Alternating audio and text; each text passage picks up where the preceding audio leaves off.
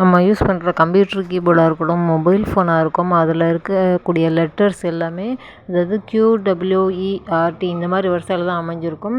அது ஏன் வரிசைப்படி அதாவது ஏபிசிடின்ற வரிசைப்படி இல்லாமல் இருக்குது அப்படின்னு பார்த்தோம் அப்படின்னா, அந்த காலத்தில் யூஸ் பண்ணக்கூடிய டைப்ரைட்டிங் மிஷின்ஸில் அதாவது ஏபிசிடின்னு வரிசைப்படி வச்சோம் அப்படின்னா, நம்ம அந்த லெட்டர்ஸ் எல்லாம் டைப் பண்ணும்போது அந்த உள்ளே இருக்கக்கூடியது வந்து மிஷின் தான் இல்லையா, அடியில் இருக்கக்கூடிய அந்த கம்பி அது எல்லாமே சிக்கிக்கிட்டு டைப் பண்ணும்போது வந்து ரொம்ப பிரச்சனையாக இருந்தது.